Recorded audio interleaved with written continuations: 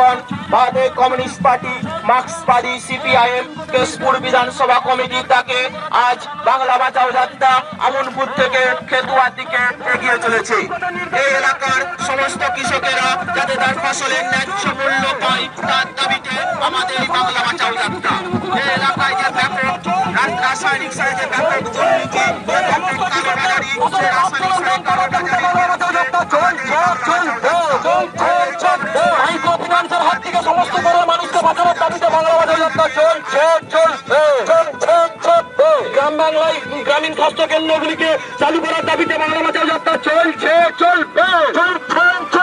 গ্রামীণ স্বাস্থ্য পরিষেবাগুলিকে উন্নত করার দাবিতে বাংলা বাঁচাও যাত্রা চলছে, চলবে, চলছে, চলবে।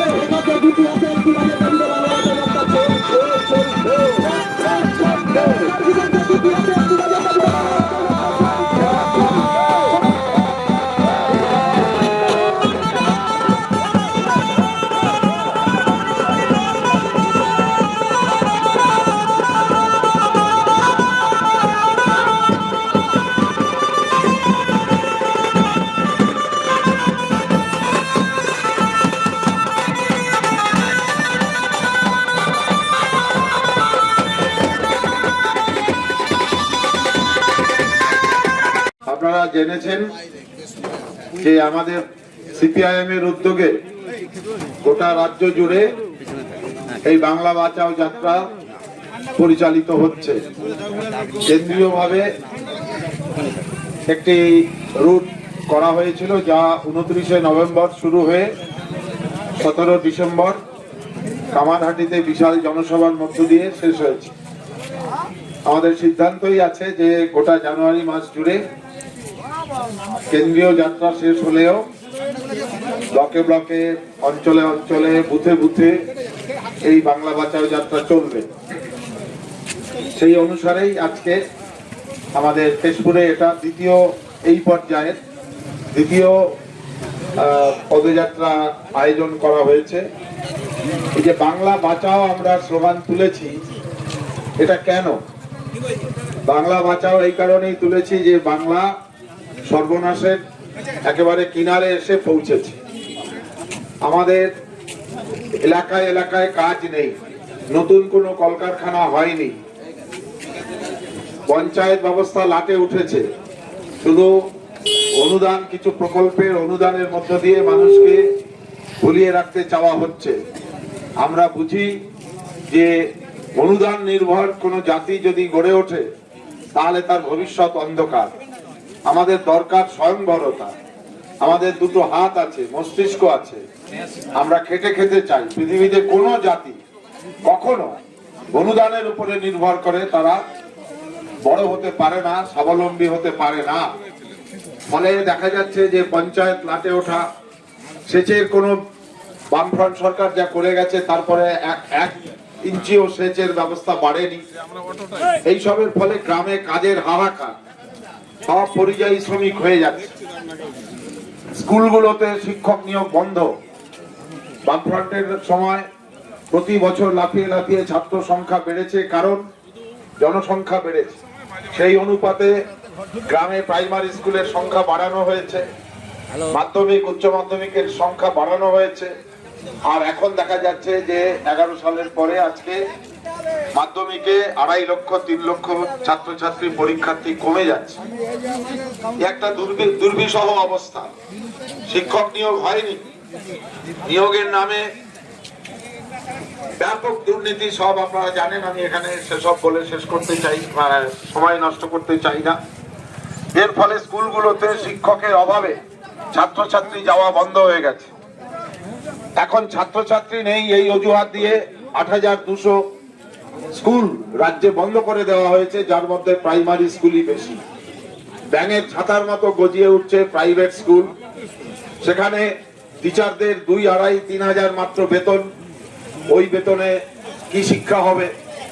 আর প্রাইভেট স্কুল ওই বাচ্চাদের বুকে একটা টাই লাগিয়ে দিচ্ছে, যে না জানি কি শিক্ষা হচ্ছে। ফলে অবস্থা খুবই ভয়াবহ আকার ধারণ করেছে।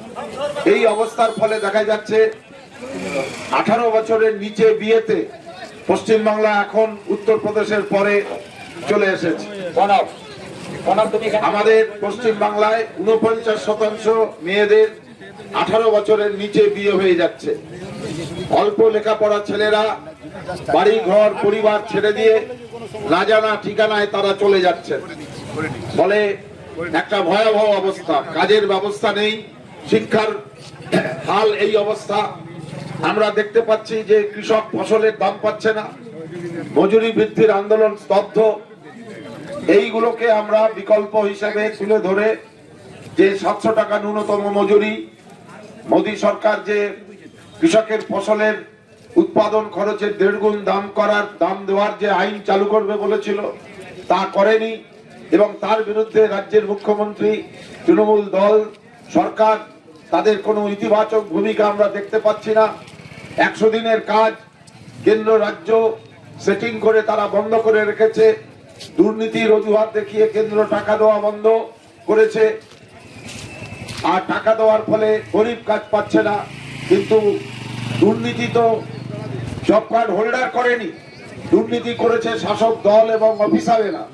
তাদের কারোর কোনো শাস্তি হয়নি, শাস্তি হয়ে গেল গ্রামে এই জব কার্ডের মধ্য দিয়ে কাজ পেয়ে যেসব দিনমজুর, ক্ষেত মজুর, গরিব মানুষ বছরে 40-50 দিন কাজ পেত, তাদের পেটে লাথি মারা হলো। আমরা হাইকোর্টে গেলাম, রায় দিল 1 আগস্ট থেকে কাজ শুরু করতে হবে, হলো না। সুপ্রিম কোর্টে বিকাশ ভট্টাচার্যের নেতৃত্বে আমরা লড়াই করলাম। সুপ্রিম কোর্ট বলল 1 দিন দেরি না করে কাজ চালু করতে হবে। কেন্দ্র রাজ্য চুপ করে বসে আছে। কোথায় সেখানে মমতা ব্যানার্জির হুঙ্কার? কোথায়?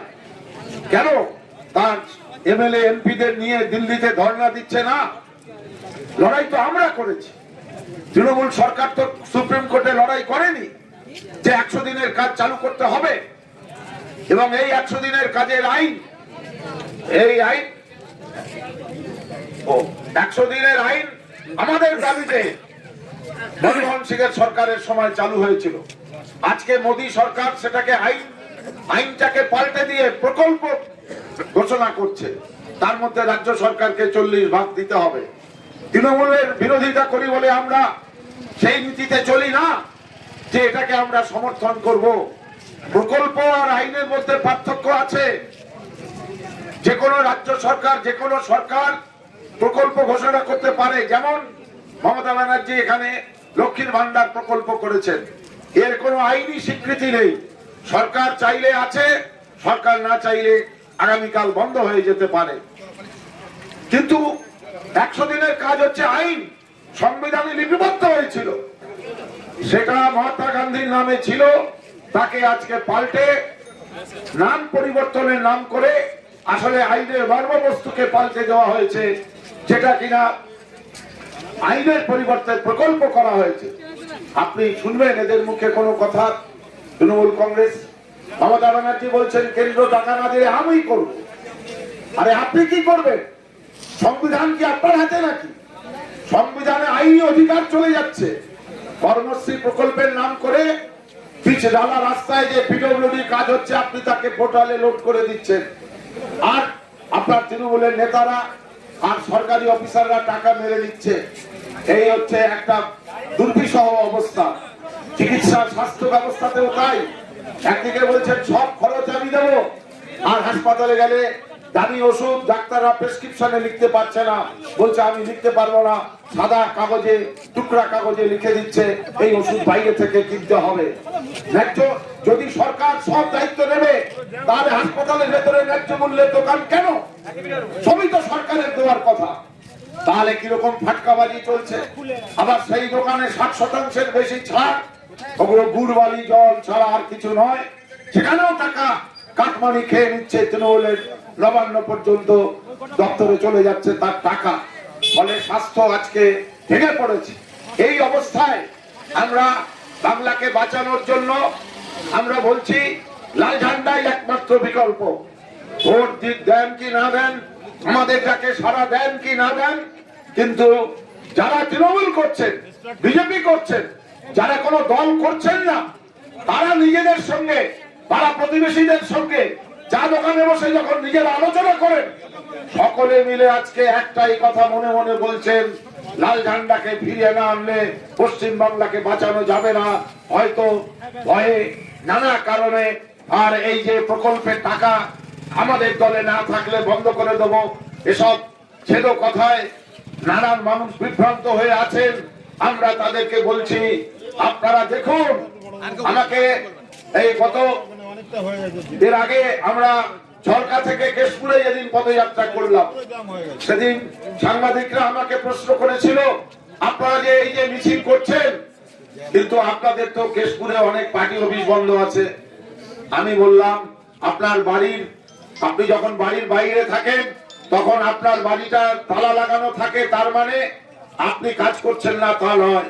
পার্টি অফিস কিছু বন্ধ আছে, কিন্তু পার্টি চালু আছে, রাস্তায় সিপিআইএম আছে, লাল ঝান্ডা আছে। আমাদেরকে টিভিতে দেখায় না বলে আপনারা অনেকেই মনে করেন যে লাল ঝান্ডা নেই। কেশপুরে লাল ঝান্ডাই আছে। টিএমসি এবং বিজেপির বিকল্প হিসেবে গরিব মানুষের অধিকার, তাদের যা ন্যায় সঙ্গত দাবি তা পূরণ করবে লাল ঝান্ডা। আবার লাল ঝান্ডা ফিরে আসছে, সেই বার্তা দেওয়ার জন্যই এই বাংলা বাঁচাও যাত্রা। আপনারা সামিল হন। এই দুর্বৃত্ত রাজ, এই দুর্নীতি রাজ কে খতম করার জন্য সকলে সামিল হন।